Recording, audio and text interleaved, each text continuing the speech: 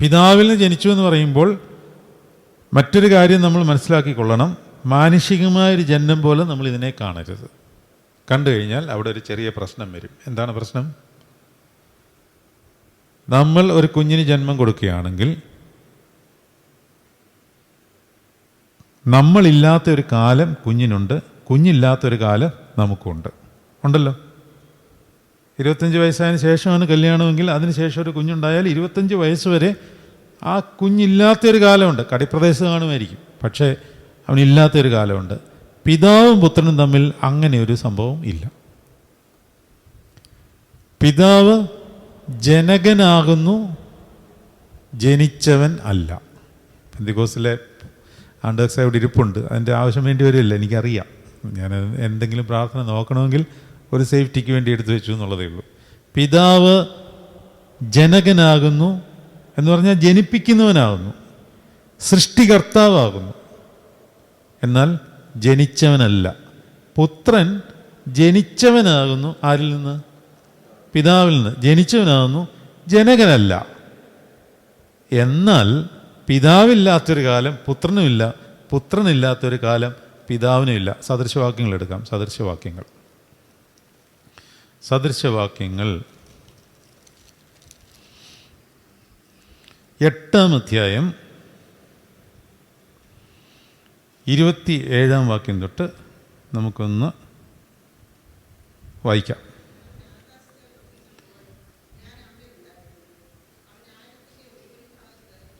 അതാണോ 22-ാം വാക്യം? 8-ാം അധ്യായം 22-ാം വാക്യം. യഹോവ പണ്ടേ തൻ്റെ വഴിയുടെ ആരംഭമായി തൻ്റെ പ്രവൃത്തികളുടെ ആദ്യമായി എന്നെ ഉളവാക്കി. ആരായി എന്നെ? എന്നെ ആരാണെന്ന് അറിയണമെന്നുണ്ടെങ്കിൽ 8-ാം അധ്യായം 1-ാം വാക്യം ശ്രദ്ധിക്കണം. 1-ാം വാക്യത്തിൽ എന്താണ് പറയുന്നത്? ജ്ഞാനമായവൾ. ജ്ഞാനം പറയുകയാണ്, അവൻ എന്നെ ഉണ്ടാക്കി. പിതാവിൻ്റെ ജ്ഞാനമാണ് യേശുമ്പുരാൻ. പിതാവിൻ്റെ ജ്ഞാനമാണ് അതുകൊണ്ട് ഇത് ശ്രദ്ധിച്ചാലേ പിടികിട്ടത്തുള്ളൂ. പിടികിട്ടണമെന്ന് തന്നെ ഇല്ല. ഇനി പിടികിട്ടിയില്ലെങ്കിലും കുഴപ്പമില്ല, നിങ്ങളുടെ ആത്മാവിൽ ഇത് പതിഞ്ഞാൽ മതി. ഇത് പിടികിട്ടണമെന്ന് നിർബന്ധമൊന്നുമില്ല. നിങ്ങൾ അങ്ങനെയൊന്നും വിഷമിക്കരുത്. ഇത് ബുദ്ധിയിൽ കയറണമെന്ന് ഒരു നിർബന്ധമില്ല. ഇത് ആത്മാവിലാണ് കയറേണ്ടത്. ബുദ്ധിയിലിട്ട് കയറാൻ നോക്കിയാൽ കയറത്തുമില്ല, കയറിയിട്ട് കാര്യവുമില്ല. അപ്പോൾ നമുക്ക് ചോദ്യങ്ങൾ അങ്ങോട്ടും ഇങ്ങോട്ടും ഇരിക്കാമെന്നുള്ളതേ ഉള്ളൂ. ഇതൊന്നും ബുദ്ധിക്കായിട്ടിട്ട് കളിക്കേണ്ട കാര്യമല്ല. ഇത് ആത്മാവിൽ പരിശുദ്ധാത്മാവ് ഇൻപ്രിൻ്റ് ചെയ്ത് തരേണ്ട സാധനമാണ്. ക്രിസ്തു ജ്ഞാനമാണ്. അതാണ് ക്രിസ്തുവിൻ്റെ സ്നേഹം എന്ന് പറയുന്നത് പരിജ്ഞാനമാണ്. പരിജ്ഞാനത്തെ കവിയുന്നതാണ് ക്രിസ്തുവിൻ്റെ സ്നേഹം. ക്രിസ്തു തന്നെ ജ്ഞാനവും പരിജ്ഞാനവുമാണ്. അപ്പോൾ ഇവിടെ പറയുകയാണ്, യഹോവ പണ്ടേ തൻ്റെ വഴിയുടെ ആരംഭമായി തൻ്റെ പ്രവൃത്തികളുടെ ആദ്യമായി എന്നെ ഉളവാക്കി. ഞാൻ പുരാതനമേ ആദിയിൽ തന്നെ ഭൂമിയുടെ ഉൽപ്പത്തിക്ക് മുമ്പേ നിയമിക്കപ്പെട്ടിരുന്നു. ആര്? ജ്ഞാനം. ആഴങ്ങളില്ലാതിരുന്നപ്പോൾ ഞാൻ ജനിച്ചിരുന്നു. ആരിൽ നിന്ന്? പിതാവിൽ നിന്ന്. വെള്ളം നിറഞ്ഞ ഉറവുകളില്ലാതിരുന്നപ്പോൾ തന്നെ, ഇതൊരു കവി ഭാഷയിലും എഴുതിയിരിക്കുന്നു എന്നുള്ളതേ ഉള്ളൂ. അതായത് യോഹന്നാൻ ശ്ലീഹായുടെ സുവിശേഷം ആദ്യം പഠിക്കുമ്പോൾ എന്ന് പറഞ്ഞാൽ ആദ്യത്തെ ക്ലാസ്സിൽ നമ്മൾ പഠിച്ച ആദിയിൽ എന്നുള്ള വാക്കിൻ്റെ ആ ആദിയിലെ കാര്യമാണ് ഈ പറയുന്നത്. അതായത് ലോക സൃഷ്ടിക്ക് മുമ്പ് ഉണ്ടായിരുന്ന the beginning, before the beginning. അതാണ്. ആഴങ്ങളില്ലാതിരുന്നപ്പോൾ ഞാൻ ജനിച്ചിരുന്നു, വെള്ളം നിറഞ്ഞ ഉറവുകളില്ലാതിരുന്നപ്പോൾ തന്നെ, പർവ്വതങ്ങളെ സ്ഥാപിക്കുന്നതിന് മുമ്പേയും കുന്നുകൾക്ക് മുമ്പേയും ഞാൻ ജനിച്ചിരിക്കുന്നു. അവൻ ഭൂമിയെയും വയലുകളെയും ഭൂതലത്തിൻ്റെ പൊടിയുടെ തുകയെയും ഉണ്ടാക്കിയിട്ടില്ലാത്ത സമയത്ത് തന്നെ അവൻ ആകാശത്തെ ഉറപ്പിച്ചപ്പോൾ ഞാൻ അവിടെ ഉണ്ടായിരുന്നു. ഇതാണ് ഞാൻ പറഞ്ഞത്. പിതാവ് സൃഷ്ടികർത്താവാണ്. അവൻ എന്തെങ്കിലും ചെയ്യുമ്പോൾ, സൃഷ്ടി ചെയ്യുമ്പോൾ ആരുണ്ട് കൂടെ? പുത്രനും ഉണ്ട്, പരിശുദ്ധാത്മാവുണ്ട്. എന്നാൽ പിതാവിൽ നിന്ന് ജനിച്ചവനാണ് പുത്രൻ. പിതാവ് ജനകനാകുന്നു, ജനിച്ചവനല്ല. പുത്രൻ ജനിച്ചവനാകുന്നു, ജനകനല്ല. അപ്പോൾ അതാണ് ഇവിടെ പറയുന്നത്. അവൻ ആകാശത്തെ ഉറപ്പിച്ചപ്പോൾ ഞാൻ അവിടെ ഉണ്ടായിരുന്നു. അവൻ ആഴത്തിൻ്റെ ഉപരിഭാഗത്ത് വൃത്തം വരച്ചപ്പോഴും അവൻ മീതെ മേഘങ്ങളെ ഉറപ്പിച്ചപ്പോഴും ആഴത്തിൻ്റെ ഉറവുകൾ തടിച്ചപ്പോഴും വെള്ളം അവൻ്റെ കൽപ്പനയെ അതിക്രമിക്കാതെ വണ്ണം അവൻ സമുദ്രത്തിന് അതിർ വരച്ചപ്പോഴും ഭൂമിയുടെ അടിസ്ഥാനം ഇട്ടപ്പോഴും. കേട്ടോ, സമുദ്രത്തിന് അതിർ വരയ്ക്കുക. നിങ്ങൾക്ക് അങ്ങനെ ചിന്തിച്ചിട്ടുണ്ടോ എന്ന് എനിക്കറിയത്തില്ല. നിങ്ങൾ ഈ സമുദ്രത്തിൻ്റെ അടുത്ത് പോയി നിന്ന് നമ്മൾ സമുദ്രത്തിൻ്റെ ഭംഗിയൊക്കെ ആസ്വദിച്ച് നിൽക്കുമ്പോൾ അതിൻ്റെ ഒരു ഭീകരത മനസ്സിലാക്കിയിട്ടുണ്ടോ? ഭൂമി എന്ന് പറയുന്നത് 1/3 ഉള്ളൂ. കര എന്ന് പറയുന്നത് 1/3 ഉള്ളൂ ഭൂമിയുടെ. ബാക്കി മുഴുവൻ വെള്ളമാണ്. വെള്ളം എന്ന് പറയുമ്പോൾ നമുക്ക് ഒരു വിദേശ രാജ്യത്തോട്ടോ വല്ലതും പോകുമ്പോൾ നമുക്ക് മനസ്സിലാകും. ഉദാഹരണം, വളരെ ദൂരദേശങ്ങളിൽ ഒരു അമേരിക്ക വരെ പോകണമെന്നുണ്ടെങ്കിൽ നമ്മൾ അറൗണ്ട് 20 hours ഫ്ലൈറ്റിലിരിക്കണം. ഈ 20 hours ഒരു 15 hours സമുദ്രത്തിൻ്റെ മേളിലാണ്. അപ്പോൾ അത്രയും വിശാലമായിട്ടിത് കിടക്കുകയാണ്. ഭൂമി മുഴുവൻ വെള്ളമാണ്. പക്ഷേ ഒരതിര് വിട്ട് ഈ സാധനം കരയ്ക്ക് കയറുന്നുണ്ടോ? വല്ലപ്പോഴൊക്കെ തിരമാല കഴിച്ചും സുനാമിയൊക്കെ വരുന്നുണ്ട്, അതൊക്കെ സമ്മതിച്ചു. പക്ഷേ അത്രയും മാത്രം വരുവാനുള്ള വെള്ളമല്ല കിടക്കുന്നത്. ഭൂമിയെ മുഴുവൻ മുഴുകിക്കളയുവാനുള്ള വെള്ളം ഭൂമിയിൽ തന്നെ ഉണ്ട്. പക്ഷേ അതാണ് ഒരു അതിർ വരച്ചപ്പോഴും 27-ാം വാക്യത്തിൽ അതാണ് പറയുന്നത്. അവൻ ആഴത്തിന് ഉപരിഭാഗത്ത് വൃത്തം വരച്ചപ്പോഴും അവൻ മീതെ മേഘങ്ങളെ ഉറപ്പിച്ചപ്പോഴും ആഴത്തിൻ്റെ ഉറവുകൾ തടിച്ചപ്പോഴും. ഈ ആഴത്തിൻ്റെ ഉപരിഭാഗത്ത് വൃത്തം വരച്ചപ്പോഴും എന്ന് പറയുമ്പോൾ നമുക്ക് വേറൊരു രീതി പറയാം. അത് ഞാൻ എൻ്റെ ഒരു കാര്യം പറയുന്നുള്ളതേ ഉള്ളൂ. അതിൻ്റെ ഏതർത്ഥത്തിൽ വേണേലും നിങ്ങൾ എടുക്കാം. ഈ ഭൂമി പരന്നതായിരുന്നു എന്നാണല്ലോ പണ്ട് പറഞ്ഞുകൊണ്ടിരുന്നത്, അല്ലേ? ഉരുണ്ടതായിരുന്നു എന്നുള്ളത് പിന്നീടാണ് കണ്ടുപിടിക്കുന്നത്. അത് കണ്ടുപിടിക്കുന്നതിന് മുമ്പ് ശലോമോൻ എഴുതിയിരിക്കുകയാണ്, ആഴത്തിൻ്റെ ഉപരിഭാഗത്ത് വൃത്തം വരച്ചപ്പോഴും. ആഴം എന്ന് പറഞ്ഞാൽ സമുദ്രത്തിൻ്റെ അടിയിൽ അതിൻ്റെ മുഴുവൻ ഭാഗം റൗണ്ട് വൃത്തം വരച്ചപ്പോഴും വെള്ളം അതിൻ്റെ കൽപ്പനയെ അതിക്രമിക്കാതെ വണ്ണം അവൻ സമുദ്രത്തിന് അതിര് വരച്ചപ്പോഴും ഭൂമിയുടെ അടിസ്ഥാനം ഇട്ടപ്പോഴും അവൻ അവൻ്റെ അടുക്കൽ ശില്പി ആയിരുന്നു. ഇതാണ് ജ്ഞാനമായവൻ ക്രിസ്തു പിതാവിനൊപ്പം സൃഷ്ടികർമ്മത്തിൽ പങ്കാളി ആയിരുന്നു. ഇതെങ്ങനെ പറഞ്ഞു മനസ്സിലാക്കി തരേണ്ടതെന്ന് എനിക്കറിയത്തില്ല. പക്ഷേ അവൻ ജനിച്ചവനാണ്. യേശുവിന് 2 ജനനമാണുള്ളത്, അല്ലേ? ഒന്ന് പിതാവിൽ നിന്നുള്ള ജനനം, പിന്നെ ജഡത്തിൽ കന്യകയിൽ നിന്നുള്ള ജനനം. ഇടപെടാതെ അവൻ്റെ മുമ്പിൽ വിനോദിച്ചുകൊണ്ട് ദിനം പ്രതി അവൻ്റെ പ്രമോദമായിരുന്നു. അപ്പോൾ പിതാവിൻ്റെ പ്രമോദം യേശുവിലായിരുന്നു. ആകയാൽ മക്കളെ, എൻ്റെ വാക്ക് കേട്ടുകൊള്ളുവീൻ, എൻ്റെ വഴികളെ പ്രമാണിക്കുന്നവർ ഭാഗ്യവാന്മാർ. തിരിച്ചു വരാം. അപ്പോൾ 19-ാം വാക്യത്തിൽ, യോഹന്നാൻ്റെ സുവിശേഷം 5-ാം അധ്യായം 19-ാം വാക്യത്തിൽ, ആകയാൽ യേശു അവരോട് ഉത്തരം പറഞ്ഞത്, ആമേൻ ആമേൻ ഞാൻ നിങ്ങളോട് പറയുന്നു, പിതാവ് ചെയ്ത് കാണുന്നതല്ലാതെ പുത്രന് സ്വതവേ ഒന്നും ചെയ്യുവാൻ കഴിയുകയില്ല. ഇപ്പം മനസ്സിലായോ? സദൃശവാക്യങ്ങളിൽ എന്താ പറയുന്നത്? ജ്ഞാനം പിതാവിനൊപ്പം, പിതാവ് ചെയ്യുമ്പോൾ ജ്ഞാനം കൂടെ ഉണ്ടായിരുന്നു, അവൻ അവനോടൊപ്പം ശില്പിയായിരുന്നു. അങ്ങനെയാണെങ്കിൽ, ഇനി ശ്രദ്ധിച്ചോണം, അങ്ങനെയാണെങ്കിൽ പിതാവ് ചെയ്യുന്ന ഓരോ കാര്യത്തിനും പുത്രൻ കൂടെ ഉണ്ടായിരുന്നുവെങ്കിൽ പുത്രൻ ജഡമെടുത്ത് ഭൂമിയിൽ വന്നു കഴിയുമ്പോൾ അവൻ ചെയ്യുന്നതെല്ലാം പിതാവ് ചെയ്ത പ്രവൃത്തിയുടെ ഭാഗമായിട്ടാണ്. മനസ്സിലായോ? അത് താഴോട്ട് വരുന്നുണ്ട്. പുത്രൻ ചെയ്യുന്നതെല്ലാം പിതാവ് ചെയ്യുന്ന പ്രവൃത്തിയുടെ ഭാഗമായിട്ടാണ്. അതായത് പിതാവിൻ്റെ പ്രവൃത്തിയിൽ പുത്രൻ പങ്കാളിയാകുക മാത്രമാണ് ചെയ്യുന്നത്. അതുപോലെ തന്നെ പുത്രൻ്റെ കഷ്ടാനുഭവത്തിലും പുത്രൻ്റെ പ്രവൃത്തിയിലും നമ്മളും പങ്കാളികളാകുകയാണ് ചെയ്യുന്നത്. നമ്മളായിട്ട് ഒരു പ്രവൃത്തിയും ചെയ്യുന്നില്ല. റോമർക്ക് ലേഖനം പഠിച്ചപ്പോൾ നമ്മളത് വൃത്തിയായിട്ട് പഠിച്ചതാണ്. പ്രവൃത്തിയും വിശ്വാസവും ഇത് കർത്താവ് ഉള്ളിലിരുന്ന് അങ്ങ് ചെയ്യുവാണ്. അതാണ് ക്രിസ്തീയമായ പ്രവൃത്തി എന്ന് പറയുന്നത്. ഇത് സെപ്പറേറ്റ് ആക്കി കഴിഞ്ഞാൽ അവിടെ ഈഗോ വരും. മനസ്സിലായോ? അതായത് പലപ്പോഴും പറഞ്ഞു തന്നിട്ടുള്ള ഉദാഹരണമാണ്, ഞാനിന്ന് 10 പേർക്ക് ആഹാരം കൊടുക്കാം എന്ന് ഞാനങ്ങോട്ട് തീരുമാനിച്ചിട്ട് അതിൻ്റെ ഫലമായി ഞാൻ ദൈവത്തോട് അടുക്കുന്നു എന്ന് ഞാനങ്ങ് തീരുമാനിച്ചു കഴിഞ്ഞാലൊന്നും ആ പ്രവൃത്തി ക്രിസ്തുവിൻ്റെ പ്രവൃത്തി ആകണം എന്ന് നിർബന്ധമൊന്നുമില്ല. കാര്യം നന്മ പ്രവൃത്തിയൊക്കെ തന്നെയാണ്.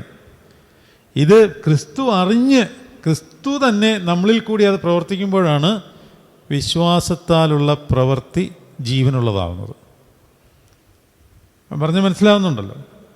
അല്ലെങ്കിൽ നമ്മൾ ന്യായീകരിക്കും, എന്തിനാണ് പ്രാർത്ഥിക്കുന്നത്, എന്തിനാണ് ആരാധിക്കുന്നത്, എന്തിനാണ് ഇതിനൊക്കെ പോകുന്നത്, മനുഷ്യനെ സ്നേഹിച്ചാൽ പോരേ എന്നൊരു തോന്നലുണ്ട്. ഇപ്പോഴത്തെ ജനറേഷൻ മുഴുവൻ പറയുന്ന ഒരു കാര്യം അതാണ്. സ്നേഹിച്ചാൽ പോരെ, ദൈവം സ്നേഹമാണല്ലോ, ഒക്കെ നമ്മൾ പഠിച്ചിട്ടുള്ള കാര്യമാണ്, വീണ്ടും വീണ്ടും പറയുന്നില്ല. ഇത്രയേ ഉള്ളൂ. പുത്രന് സ്വതവേ ഒന്നും ചെയ്യുവാൻ കഴിയില്ല, പിതാവ് ചെയ്യുന്നതല്ലാതെ പുത്രനൊന്നും ചെയ്യുന്നില്ല. അതുകൊണ്ട് പുത്രൻ ഇവിടെ എന്തെല്ലാം ചെയ്തോ, പുത്രൻ കഷ്ടത അനുഭവിക്കുമ്പോഴും പിതാവ് ആ കഷ്ടാനുഭവത്തിൽ പങ്കാളിയാണ്. അല്ല പിതാവ് അവിടെ മാറി നിന്നിട്ട് മോനെ അങ്ങോട്ട് തല്ലിക്കൊന്നേച്ച് എനിക്ക് ന്യായപ്രമാണത്തിൻ്റെ നീതി നിർവഹിച്ചു, അങ്ങനെയല്ല. അങ്ങനൊരു കൺസെപ്റ്റ് ഇല്ല. തൃത്വം എന്ന് പറയുന്നത് അവർക്ക് സെപ്പറേഷൻ ഇല്ല. അവരുടെ എല്ലാ വ്യാപാര ചിന്തകളും, പിതാവ്, പുത്രൻ, പരിശുദ്ധാത്മാവ്, ഇവരുടെ വ്യാപാര ചിന്തകൾ, വ്യാപാരങ്ങൾ, ചിന്തകൾ എന്നുള്ള വാക്ക് ശരിയല്ല, ഇവരുടെ വ്യാപാരങ്ങൾ, ബിസിനസ് എന്നുള്ള വാക്ക് പറയുമ്പോൾ ചിലപ്പോൾ വേറെ ചിന്ത വരും. വ്യാപാരം നല്ല വാക്കാണ്, രക്ഷാവ്യാപാരം. അവരുടെ വ്യാപാരം എല്ലാം ഒരുമിച്ച് ഒരുപോലെയാണ്. അതിൻ്റെ പീക്ക് പോയിൻ്റ് എന്ന് പറയുന്നതാണ് സ്നേഹം. അതിൻ്റെ പീക്ക് പോയിൻ്റാണ് സ്നേഹം. അതാണ് പുത്രൻ ഈ ഭൂമിയിൽ കാണിച്ചു കൊടുത്തുകൊണ്ടിരുന്നത്. അതുകൊണ്ട് ശിഷ്യന്മാരോട് പറയുകയാണ്, ഞാൻ ചെയ്യുന്ന പ്രവൃത്തി കണ്ടാൽ പിതാവ് ആരാണെന്ന് നിങ്ങൾ മനസ്സിലായിരിക്കണം, നിങ്ങളുടെ ഉള്ളിൽ കയറണം. പിതാവ് എന്ന് പറഞ്ഞാൽ ഇതുവരെ നിങ്ങൾ മനസ്സിൽ സങ്കല്പിച്ചുകൊണ്ടിരുന്ന ഒരു യഹോവ സങ്കല്പം പോലെ അല്ല. ഇത് പിതാവാണ്, നിങ്ങളുടെ അപ്പനാണ്. അപ്പാ എന്ന് യേശു ആരെ വിളിച്ചുവോ ആ യേശു തന്നെ തൃത്വത്തിൻ്റെ ഒരാളാകിയാൽ യേശുവിനെ നമുക്ക് അപ്പ എന്ന് വിളിക്കാം, പിതാവിനെ അപ്പ എന്ന് വിളിക്കാം, പരിശുദ്ധാത്മാവിനെ അപ്പ എന്ന് വിളിക്കാം. ഇതെല്ലാം ഒറ്റ എസൻഷ്യൽ സ്നേഹത്തിൻ്റെ മൂർത്തിഭാവമാണ്. അതിനപ്പുറത്തോട്ടൊരു സ്നേഹമില്ല. കാരണം തൻ്റെ ജീവനെ കൊടുക്കുന്നതിനേക്കാൾ വലിയ സ്നേഹമില്ല എന്ന് കർത്താവ് പറഞ്ഞിട്ട് ആ ജീവനെ കർത്താവ് കൊടുത്തു എങ്കിൽ അത് പിതാവിൻ്റെ സ്നേഹം പുത്രൻ വെളിപ്പെടുത്തിയതാണ്. ഇതാണ് സംഭവം. അപ്പോൾ പിതാവാം ദൈവത്തെ നമ്മൾ കാണുന്നത് യേശുവിൽ കൂടെയാണ്. വേറെ ആരിൽ കൂടെയും കാണാൻ പറ്റില്ല, ഒരു മനുഷ്യനിൽ കൂടെയും കാണാൻ പറ്റത്തില്ല. പിതാവിനെ അറിയണമെങ്കിൽ യേശുവിനെ അറിഞ്ഞേ പറ്റത്തുള്ളൂ. 20-ാം വാക്യം, പിതാവ് പുത്രനെ സ്നേഹിക്കുകയും താൻ ചെയ്യുന്നതൊക്കെയും അവന് കാണിച്ചു കൊടുക്കുകയും ചെയ്യുന്നു. നിങ്ങൾ ആശ്ചര്യപ്പെടുമാറ് ഇവയിൽ വലിയ പ്രവൃത്തികളും അവന് കാണിച്ചു കൊടുക്കും. എന്ത് കാര്യമാണെങ്കിലും നമുക്ക് ഇത് ആശ്ചര്യമായിട്ട് തോന്നുന്ന പല കാര്യങ്ങളും പിതാവ് പുത്രൻ വഴി ലോകത്തിനും കാണിച്ചു കൊടുക്കും. പക്ഷേ ഇത് ആശ്ചര്യമാകാതെ ഇരിക്കണമെന്നുണ്ടെങ്കിൽ, അതായത് ചില കാര്യങ്ങൾ നമുക്ക് ആശ്ചര്യമായിട്ട് തോന്നും, പക്ഷേ അത് ആശ്ചര്യമാകേണ്ട കാര്യമല്ല. കാരണം നമ്മൾ യേശുവിലായി കഴിഞ്ഞാൽ ഇത് ആശ്ചര്യമാകില്ല. അതുകൊണ്ടാണ് കർത്താവ് കൃത്യമായിട്ട് പറയുന്നത്, പിതാവ് എന്നിൽ വസിക്കുന്നത് പോലെ ഞാൻ പിതാവിലും വസിക്കുന്നു. ഞാൻ പിതാവിൽ വസിക്കുന്ന പോലെ നിങ്ങളും എന്നിൽ വസിക്കണം. കാരണം നമുക്ക് എത്തിച്ചേരേണ്ട ഫൈനൽ പോയിന്റ് ഈ തൃത്വത്തിലാണ്. അതിന് വാതിൽ ആരേ ഉള്ളൂ? യേശു മാത്രമേ ഉള്ളൂ. വേറെ ഡോറില്ല. 10-ാം അധ്യായം 1-ാം വാക്യം വായിച്ചേ. 10-ാം അധ്യായം 1-ാം വാക്യം. വേറെ ഡോറില്ല. ഈ മർമ്മങ്ങൾ അല്പം ചിന്തനീയമാണ്, അല്ലെങ്കിൽ ആഴമുള്ളതാണ്. അപ്പോൾ അതുപോലെ നമ്മളതിനെ മനസ്സിലാക്കണം. കാരണം കട്ടിയുള്ള ആഹാരം കഴിച്ചേ പറ്റുള്ളൂ. ഇത് ആവശ്യമാണ്. 10-ാം അധ്യായം 1-ാം വാക്യം, അമീൻ അമീൻ ഞാൻ നിങ്ങളോട് പറയുന്നു, ആട്ടിൻ തൊഴുത്തിലേക്ക് വാതിലിലൂടെ കടക്കാതെ വേറെ വഴിയായി കടക്കുന്നവൻ കള്ളനും കവർച്ചക്കാരനുമാകുന്നു. അത് പഠിക്കണമെന്നുണ്ടെങ്കിൽ അവിടുത്തെ ആട്ടിൻ തൊഴുത്ത് ഇടയന്മാരുടെ ഒരു ബാക്ക്ഗ്രൗണ്ടൊക്കെ പഠിക്കണം. ആ സമയമാകുമ്പോൾ നമുക്കതൊക്കെ പഠിക്കാം. ഇപ്പം ഞാൻ പറയാൻ വന്നത് ഈ ഒരൊറ്റ വാതിലേ ഉള്ളൂ. ഞാൻ വാതിൽ ആകുന്നു എന്ന് പറഞ്ഞാൽ അർത്ഥം സ്വർഗരാജ്യത്തിൻ്റെ വാതിൽ ഞാനാകുന്നു. അതിലേക്ക് കയറുവാൻ എന്നിൽ കൂടി അല്ലാതെ പറ്റില്ല. അനേകർ വന്ന് ഞാനാണെന്ന് പറഞ്ഞുകൊണ്ട് നിങ്ങളുടെ അടുക്കൽ വന്ന് നിങ്ങളെ തെറ്റിദ്ധരിപ്പിക്കും. അവരെല്ലാവരും കള്ളനും കവർച്ചക്കാരുമാകുന്നു. ഞാൻ വാതിലാകുന്നു. ഞാൻ നല്ല ഇടയനാകുന്നു. നല്ല ഇടയൻ വാതിൽ കാവൽക്കാരൻ അവന് തുറന്നു കൊടുക്കുന്നു. ആടുകൾ അവൻ്റെ ശബ്ദം കേൾക്കുന്നു. തനിക്കുള്ളവയ്ക്ക് അവൻ പുറത്തു കൊണ്ടുപോയ ശേഷം അവൻ അവയ്ക്ക് മുമ്പായി നടക്കുന്നു. ആടുകൾ അവയെ അറിയുന്നു. അന്യൻ്റെ ശബ്ദം അവ അറിയാകിയാൽ അവ അന്യനെ അനുഗമിക്കുന്നില്ല. അപ്പം ഈ ഒരൊറ്റ വാതിൽ നമ്മൾ കൃത്യമായിട്ട് പോയിൻ്റ് ചെയ്ത് പോയാൽ പിതാവിൻ്റെ സ്നേഹം എന്താണെന്നറിയും. ശരിക്കും ഇത് പിതാവിൻ്റെ സ്നേഹമാണ് കർത്താവ് വെളിപ്പെടുത്തി തന്നത്. ഈ കർത്താവ് വന്നില്ലായിരുന്നുണ്ടെങ്കിൽ ഈ ദൈവത്തെ വളരെ വൈകൃതമായ ഭാവത്തിൽ ജനസമൂഹം ചിത്രീകരിക്കുമായിരുന്നു. കാരണം ഒരു മൃഗത്തെ ബലി കഴിക്കുക എന്നൊക്കെ പറഞ്ഞാൽ നിങ്ങൾ ഞാൻ കുട്ടിക്കാലത്ത് കണ്ടിട്ടുണ്ട്. ഞാൻ അന്ന് ഞാൻ എൻ്റെ അതായത്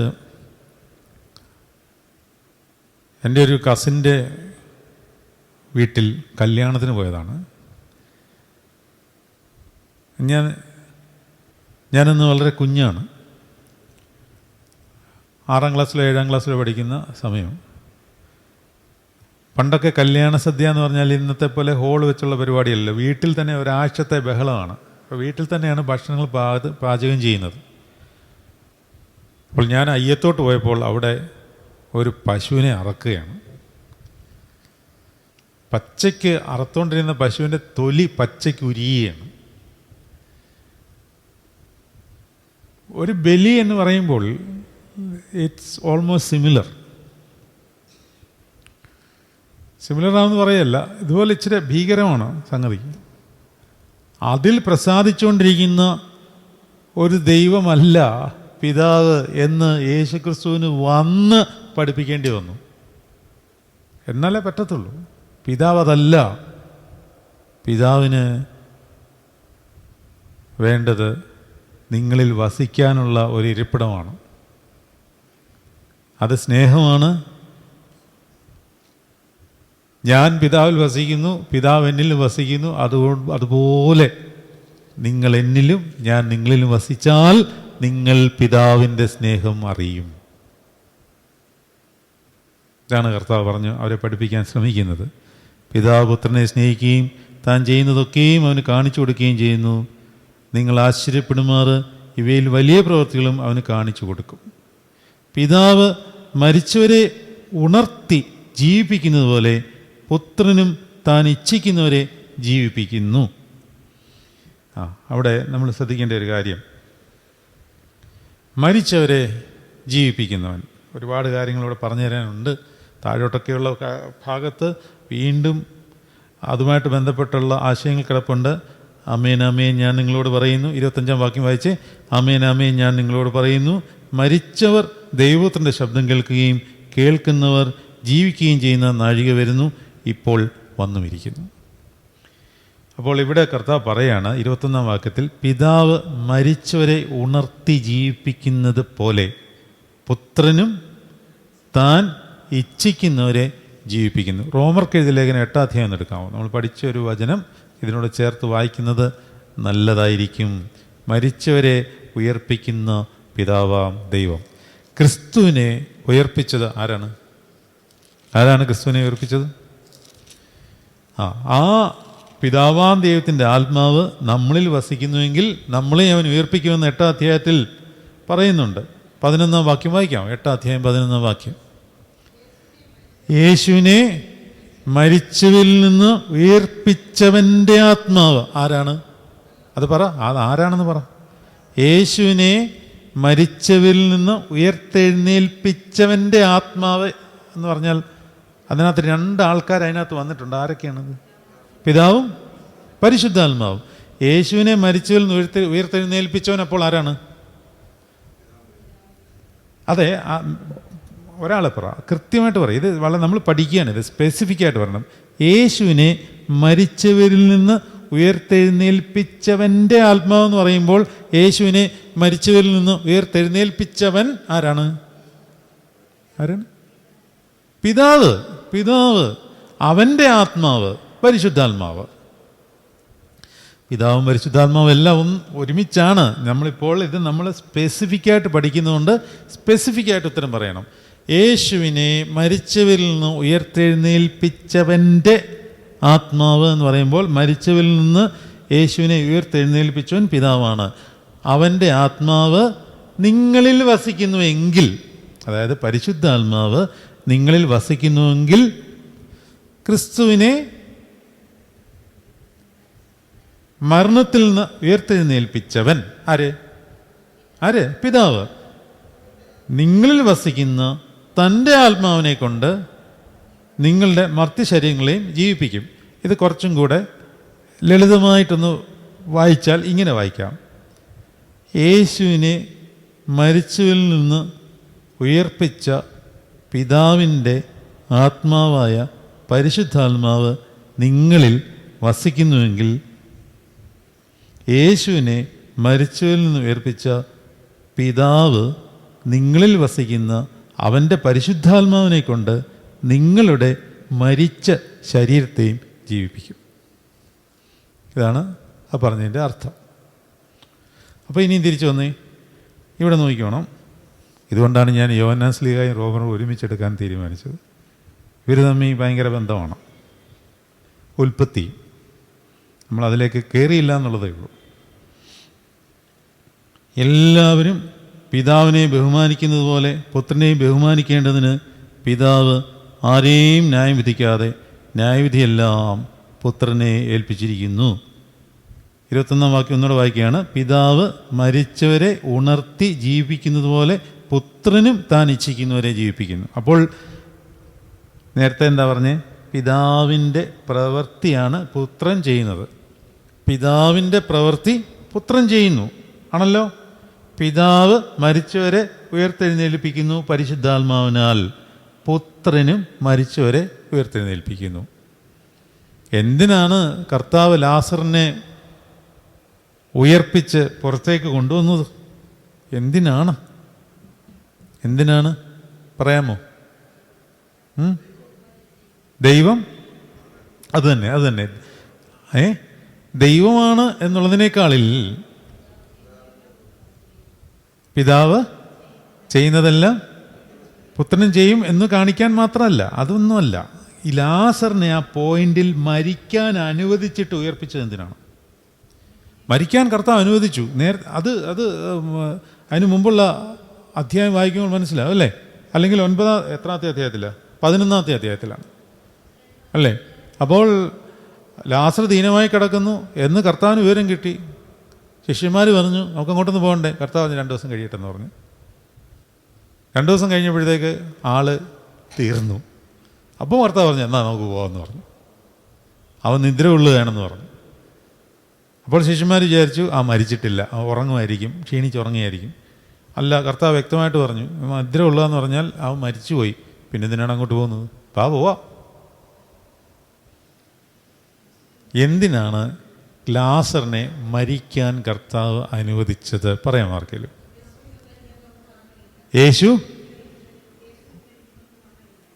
യേശുവിൽ മരിക്കുന്നവർക്ക് മരണമില്ല. നിങ്ങൾ പറയുന്ന കാര്യങ്ങളെല്ലാം ശരിയാണ്. ഇതിനപ്പുറത്ത് വേറെ സംഗതി കിടപ്പുണ്ട്. നിങ്ങൾ പറയുന്നതെല്ലാം ശരിയാണ്. പിതാവ് മരിച്ചവരെ ഉയർത്തെഴുന്നേൽപ്പിക്കുന്ന അതേ കാര്യം പുത്രൻ ചെയ്യുന്നു. പുത്രൻ്റെ പ്രവൃത്തി ലാസറിൽ കൂടെ നിറവേറി യേശുവിന് മരിച്ചവരെ ഉയർത്തെഴുന്നേൽപ്പിക്കാനുള്ള ശക്തിയുണ്ട്. ഇതെല്ലാമാണ്. യേശു പിതാവ് തന്നെയാണ്. അതുകൊണ്ട് ഇതെല്ലാം ഉണ്ട്. പക്ഷേ ഇതിനൊക്കെ അപ്പുറത്ത് വേറൊരു കാര്യമുണ്ട്. എന്താണ്? ഞാൻ പറഞ്ഞുതരാം. പുത്രൻ ചെയ്യുന്നത് നമുക്കും ചെയ്യാൻ സാധിക്കും. അതും കർത്താവ് പറഞ്ഞിട്ടുണ്ട്. അതും ശരിയാണ്, അതും പറഞ്ഞിട്ടുണ്ട്. എൻ്റെ പോയിന്റിലേക്ക് ഇപ്പോഴും നിങ്ങൾ വരുന്നില്ല. നിത്യജീവൻ എല്ലാം ഉണ്ട്, ഇതൊക്കെ ശരിയാണ്. പുത്രൻ ചെയ്യുന്നത് നമുക്കും ചെയ്യാൻ സാധിക്കും. കർത്താവ് പറഞ്ഞല്ലോ ഞാൻ ചെയ്യുന്നതിലും വലിയവ നിങ്ങൾ ചെയ്യും. 4 ദിവസം അഴുകിയതാണ് 10 ദിവസം അഴുകിയതിനെയും നിങ്ങൾക്ക് ഉയർപ്പിക്കാൻ സാധിക്കും എന്നുള്ള കാര്യങ്ങളൊക്കെ പഠിപ്പിച്ചു കൊടുക്കുമ്പോഴും ഇതിനകത്ത് വേറൊരു മർമ്മം ഒളിഞ്ഞിടപ്പുണ്ട്. മർമ്മമെന്നല്ല, വേറൊരു കാര്യം ജനത്തെ ബോധിപ്പിക്കുവാനുണ്ട് കർത്താവിന്. എന്താണെന്നറിയാമോ? അതായത് ലാസറിനെ ഉയർപ്പിക്കുവാൻ വീട്ടുകാർ മാത്രമല്ല അവിടെ ഉണ്ടായിരുന്നു, ഒരു വലിയൊരു കൂട്ടം ജനം കൂടെയുണ്ട്. ഈ ജനത്തോട്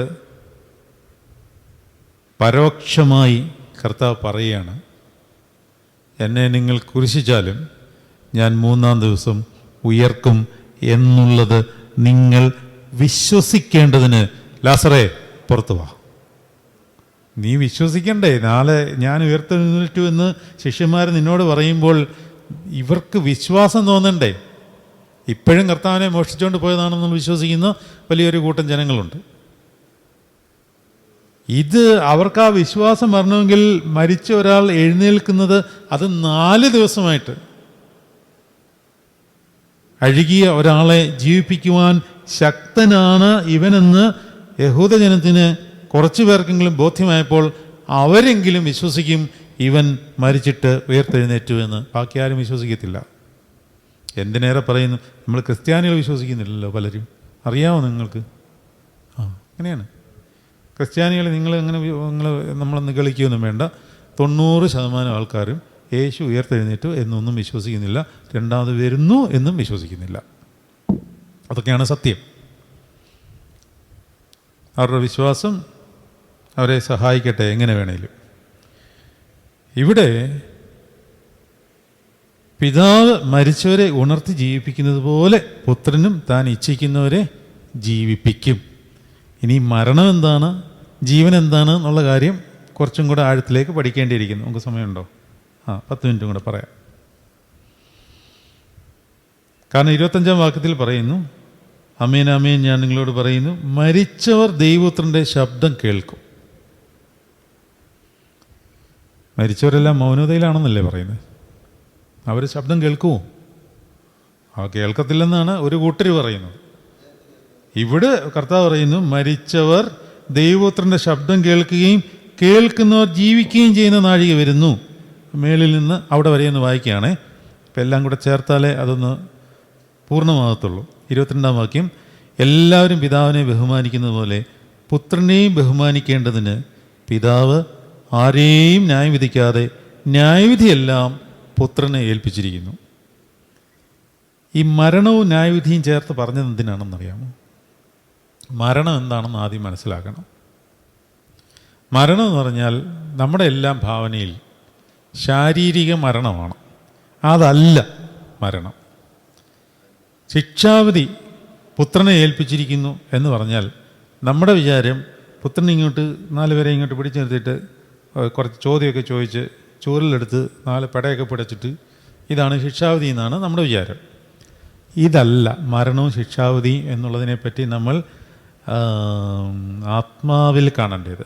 ഈ ശാരീരികമായിട്ടോ അല്ലെങ്കിൽ ലോകപരമായിട്ടോ ഒക്കെ ചിന്തിക്കുമ്പോൾ അങ്ങനെയൊക്കെ ആണെങ്കിലും അതിൻ്റെ ഉള്ളിൽ ഈ ശിക്ഷാവിധി എന്ന് പറഞ്ഞാൽ എന്താ, ന്യായവിധി എന്ന് പറഞ്ഞാൽ എന്താ? റോമർക്ക് എഴുതിയ ലേഖനത്തിലേക്ക് വരൂ. 8-ാം അധ്യായം 1-ാം വാക്യം. 8-ാം അധ്യായം 1-ാം വാക്യം. അതുകൊണ്ട് ഇപ്പോൾ ക്രിസ്തുവേശുവിൽ ഉള്ളവർക്ക് ഒരു ശിക്ഷാവിധിയും ഇല്ല. ജീവൻ്റെ ആത്മാവിൻ്റെ പ്രമാണം എനിക്ക് പാപത്തിൻ്റെയും മരണത്തിൻ്റെയും പ്രമാണത്തിൽ നിന്ന് ക്രിസ്തുവേശുവിൽ സ്വാതന്ത്ര്യം തന്നിരിക്കുന്നു. അതുകൊണ്ടാണ് ശിക്ഷാവിധി ഇല്ലാത്തത്.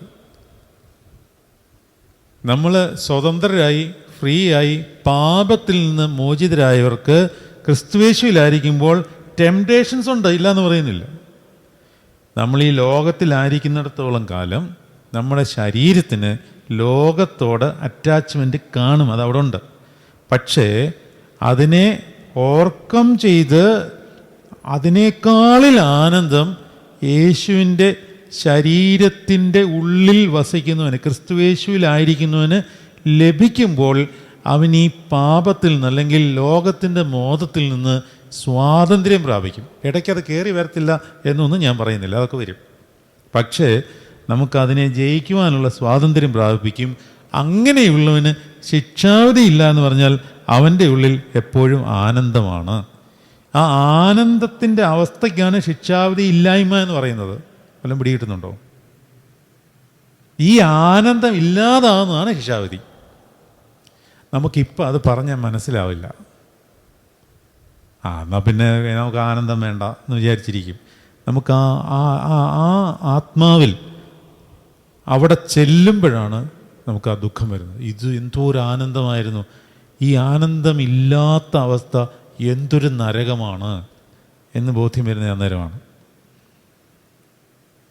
ഈ കെടാത്ത തീ ചാകാത്ത പുഴു എന്നൊക്കെ പറഞ്ഞാൽ അതിൻ്റെ അർത്ഥം അങ്ങനെ ഒരു മെറ്റീരിയലിസ്റ്റിക് ഒരു കൺസെപ്റ്റല്ല അതിനെ കാണേണ്ടത്. കെടാത്ത തീ ചാകാത്ത പുഴു എന്ന് പറയുന്നത് ബെൻ ഹിന്നോം താഴ്വരയിലെ ആ കെടാത്ത തീയും ചാകാത്ത പുഴുവിനെയും നരകത്തോട് കർത്താവ് താതാത്മ്യം ചെയ്തിരിക്കുകയാണ്. ബെൻ ഹിന്നോം താഴ്വര എന്ന് പറഞ്ഞാൽ കർത്താവിൻ്റെ കാൽവറി ക്രൂശിന് കീഴെയുള്ള ഈ കുരിശു മരണത്തിലൊക്കെ മരിച്ചവരെയും അല്ലാതെ ആത്മഹത്യ ചെയ്തവരെയൊക്കെ കൊണ്ട് തള്ളുന്ന സ്ഥലമാണ്. അവിടെ എപ്പോഴും മൃതദേഹങ്ങളാണ്, നാറ്റമാണ്, അഴുകിക്കിടക്കുന്ന ശവശരീരങ്ങളാണ്, കഴുക്കൾ വന്ന് നിറയുന്ന സ്ഥലമാണ്. അതുകൊണ്ട് ഇത് യഹൂദന്മാർ അവിടെ ഇത് ഇട്ട് കത്തിച്ചുകൊണ്ടേയിരിക്കും. അപ്പോഴെപ്പോഴും അവിടെ തീ കത്തിക്കൊണ്ടിരിക്കും. അതുകൊണ്ടാണ് അതിനെ കെടാത്ത തീ എന്ന് പറയുന്നത്. കാരണം അവിടെ പുഴുവും ഇഷ്ടം പോലെ ഉണ്ട്, അത് ചാകത്തുമില്ല. ഇന്നൊരു ബോഡി വന്നാൽ നാളെ അടുത്ത 10 ബോഡി വീഴും. പീലാത്തോസ് തന്നെ തൻ്റെ ചെറിയ ഭരണകാലത്ത് ഏകദേശം 5000-ൽ പരം ആൾക്കാരെ ക്രൂശിൽ തറച്ചിട്ടുണ്ട്. അതിലൊരുത്തൻ മാത്രമായിരുന്നു യേശു ക്രിസ്തു. രാവിലെ ഒരുത്തൻ വരുന്നു, എന്താ പ്രശ്നം? പീലാത്തോസിന് ഇഷ്ടപ്പെട്ടില്ലെങ്കിൽ തൂക്കിയേര് എന്ന് പറഞ്ഞാൽ കുരിശിച്ചേരെന്നാണ് പറയുന്നത്. തൻ്റെ അരമനയുടെ മുമ്പിൽ കുരിശുമരം ഉണ്ടായിരുന്നാണ് പറയുന്നത്. ക്രൂരനായിരുന്ന ആൾ, വളരെ ക്രൂരനായിരുന്നു. യേശുവിൻ്റെ കാര്യത്തിൽ മാത്രമേ എന്തോ അയാൾക്ക് ഇച്ചിരിയെങ്കിലും അനുകമ്പ ഉണ്ടായുള്ളൂ. അപ്പോൾ മരണം എന്ന് പറഞ്ഞാൽ ശരീരത്തിൽ നിന്ന് ജീവൻ പോകുന്നതല്ല, യേശു സാന്നിധ്യം നമ്മളിൽ നിന്ന് മാറുന്നതിനെയാണ് മരണമെന്ന് പറയുന്നത്. യേശു സാന്നിധ്യം മാറിയാൽ നമ്മുടെ ഉള്ളിൽ കയറുന്ന സാന്നിധ്യമാണ് പൈശാചിക സാന്നിധ്യം, അല്ലെങ്കിൽ ജഡീക സാന്നിധ്യം. ജഡീക സാന്നിധ്യം നമ്മളിൽ കടന്നു കയറുമ്പോൾ നമ്മൾ മരിക്കുന്നു. അതിനെയാണ് പാപത്തിൽ മരിക്കുക എന്ന് പറയുന്നത്. അങ്ങനെ മരിക്കുന്നവർ ദൈവത്തെ സ്തുതിക്കില്ല, സ്തുതിക്കാൻ അവരുടെ നാവ് പൊന്തില്ല. അതുകൊണ്ടാണ് 115-ാം സങ്കീർത്തനം എത്രാം വാക്യമാണ്? 117-ാം വാക്യം. 117 17-ാം വാക്യവും. 115-ാം സങ്കീർത്തനം 17-ാം വാക്യമല്ലേ? മരിച്ചവരും മൗനതയിൽ ഇറങ്ങിയവരാരും കർത്താവിനെ സ്തുതിക്കുന്നില്ല, സ്തുതിക്കുന്നില്ല, സ്തുതിക്കുന്നില്ല, സ്തുതിക്കുന്നില്ല. കറക്റ്റാണ് എഴുതിയിരിക്കുന്നത്. പക്ഷേ ആരാണ് മരിച്ചവർ? ദൈവ സാന്നിധ്യം, അതായത് കർത്താവിനെ ഉള്ളിൽ വസിപ്പിക്കാത്തവരെല്ലാം മരിച്ചവരാണ്. എന്ന് പറഞ്ഞാൽ പാപത്തിൽ ജീവിക്കുന്നവർ പാപത്തിൽ മരിക്കുന്നു. അവിടെ കഴുക്കൽ കൂടും, ശവമുള്ളിടത്ത് കഴുക്കൽ കൂടും. അപ്പോൾ പാപത്തിൽ മരിക്കുന്നവൻ്റെ ഉള്ളിൽ പൈശാചിക കഴുക്കൽ വാഴും.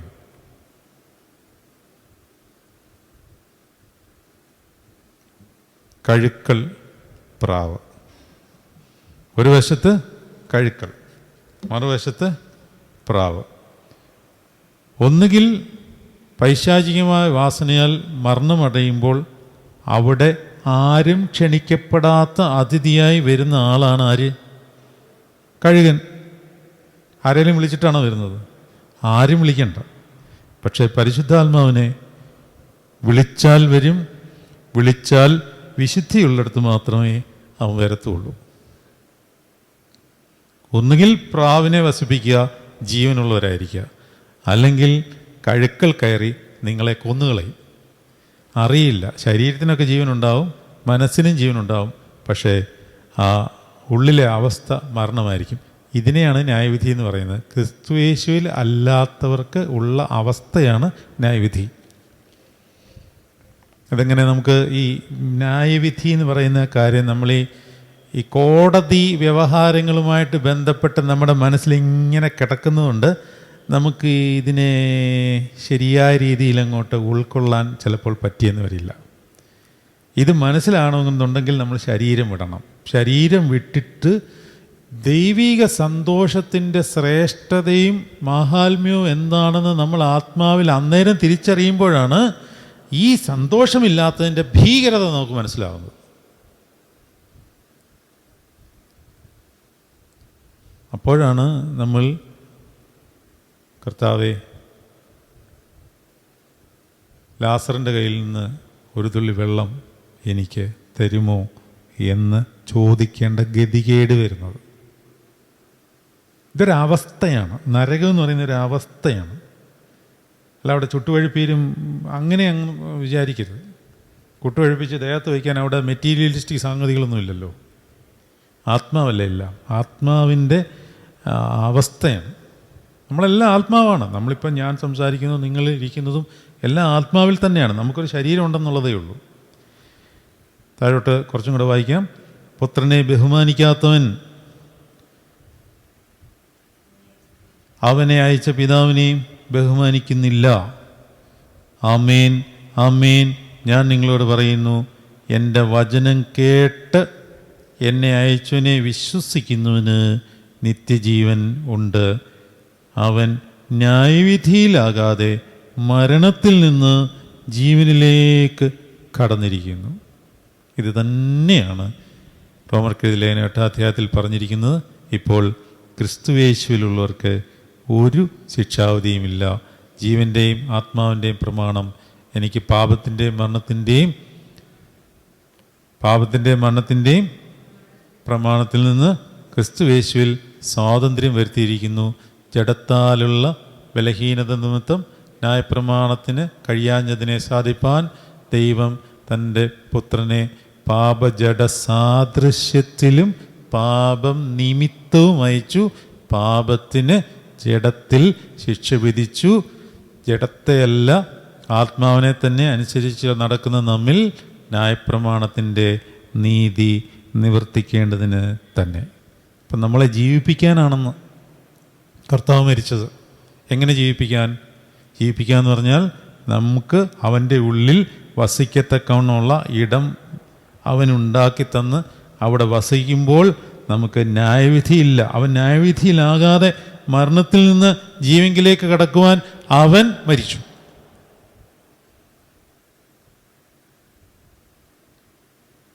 ഒരു വചനപ്രകാരമില്ലേ, നാം പാപം സംബന്ധിച്ച് മരിച്ച് നീതിക്ക് ജീവിക്കേണ്ടതിന്. 1 പത്രോസ് 2:24 നോക്കി. നാം പാപം സംബന്ധിച്ച് മരിച്ച് നീതിക്ക് ജീവിക്കേണ്ടതിന് അവൻ നമ്മുടെ പാപങ്ങളെ തൻ്റെ ശരീരത്തിന്മേൽ വഹിച്ച് കുരിശിന്മേൽ കയറി അവൻ്റെ അടിപ്പിണറുകളാൽ നമുക്ക് സൗഖ്യം വന്നിരിക്കുന്നു. ആണോ? 1 പത്രോസ് 2:24. നാം പാപം സംബന്ധിച്ച് മരിച്ച്, ആണോ? അതാണോ വാക്യം? വായിച്ചു. നാം പാപം സംബന്ധിച്ച് മരിച്ച് നീതിക്ക് ജീവിക്കേണ്ടതിന് അവൻ തൻ്റെ ശരീരത്തിൽ നമ്മുടെ പാപങ്ങളെ ചുമന്നുകൊണ്ട് കുരിശിന്മേൽ കയറി അവൻ്റെ അടിപ്പിണറുകളാൽ നമുക്ക് സൗഖ്യം വന്നിരിക്കുന്നു. ഇതിലങ്ങോട്ട് വിശ്വസിച്ച് ഈ സ്നേഹം വർദ്ധിച്ചാൽ മതി. ഈ വിശ്വസിച്ചാൽ മാത്രം പോരാ. വിശ്വസിക്കുന്നത്, കർത്താവിൽ വിശ്വസിക്കുന്നത് നമ്മളുടെ ശാരീരികവും ലൗകികവുമായ ആഗ്രഹങ്ങൾ നേടിയെടുക്കാനല്ലാതെ ഈ ഒരു സ്നേഹം നമുക്ക് ഉള്ളിലേക്ക് തിരിച്ചറിയുവാൻ സാധിക്കുമ്പോഴാണ് കർത്താവ് നമ്മിൽ സന്തോഷിക്കുന്നത്. കർത്താവിൽ സന്തോഷിപ്പീൻ എന്ന് ഞാൻ എപ്പോഴും നിങ്ങളോട് പറയുന്നു എന്ന് ഫിലിപ്പിയ ലേഖനത്തിൽ പൗലോസ്ലീഹ പറയുന്നത്. എപ്പോഴും കർത്താവിൽ സന്തോഷിക്കണം. അപ്പോൾ നമുക്ക് ഇന്നത്തെ ചിന്തകൾ അവസാനിപ്പിക്കാം. അമേൻ അമേൻ, ഞാൻ നിങ്ങളോട് പറയുന്നു, മരിച്ചവർ ദൈവത്തിൻ്റെ ശബ്ദം കേൾക്കുകയും കേൾക്കുന്നവർ ജീവിക്കുകയും ചെയ്യുന്ന നാഴിക വരുന്നു, ഇപ്പോൾ വന്നുമിരിക്കുന്നു. പിതാവിന് തന്നിൽ തന്നെ ജീവനുള്ളതുപോലെ അവൻ പുത്രനും തന്നിൽ തന്നെ ജീവനുള്ളവർ ആകുമാറ് വരം നൽകിയിരിക്കുന്നു. അവൻ മനുഷ്യപുത്രൻ ആകയാൽ ന്യായവിധി നടത്തുവാൻ അവന് അധികാരവും നൽകിയിരിക്കുന്നു. ഇതെങ്കിൽ ആശ്ചര്യപ്പെടരുത്, കല്ലറകളിലുള്ളവർ എല്ലാവരും അവൻ്റെ ശബ്ദം കേട്ടോ. മരിച്ചവർ ശബ്ദം കേൾക്കും. അവർക്ക് ശബ്ദം കേൾക്കാനുള്ള കഴിവുണ്ട്. കല്ലറകളിലുള്ളവർ എല്ലാവരും അവൻ്റെ ശബ്ദം കേട്ടു. നന്മ ചെയ്തവർ ജീവനായും തിന്മ ചെയ്തവർ ന്യായവിധിക്കായും പുനരുത്ഥാനം ചെയ്യുവാനുള്ള നാഴിക വരുന്നു എന്ന് പറഞ്ഞാൽ, നന്മ ചെയ്തവർ കർത്താവിൽ ആയിരിക്കുകയും തിന്മ ചെയ്തവർ കർത്താവിൻ്റെ സന്തോഷത്തിൽ അല്ലാതായിരിക്കുകയും ചെയ്യുന്ന ന്യായവിധി അവർക്ക് വരും എന്നുള്ളതാണ് പറയുന്നത്. നമുക്ക് അവസാനിപ്പിക്കാം. കർത്താവ് ദൈവിക മർമ്മങ്ങൾ നമുക്ക് വെളിവാക്കി തരട്ടെ. ഇനിയുമുള്ള കാര്യങ്ങളെല്ലാം, ഇനിയുള്ള വചനങ്ങളെല്ലാം ഇതുപോലെ ദൈവികമായ രഹസ്യങ്ങൾ മറിഞ്ഞിരിക്കുന്നതും പിതൃപുത്ര പരിശുദ്ധാത്മാവ് ത്രിയേക ദൈവത്തിൻ്റെ ആ ശ്രേഷ്ഠമായ സൗരഭ്യ അവസ്ഥ, ഒന്നായിരിക്കുന്ന അവസ്ഥയെ ധ്യാനിക്കുന്നതുമാണ്. അതുകൊണ്ട് നമുക്കിപ്പോൾ പ്രാർത്ഥിച്ച് അവസാനിപ്പിക്കാം.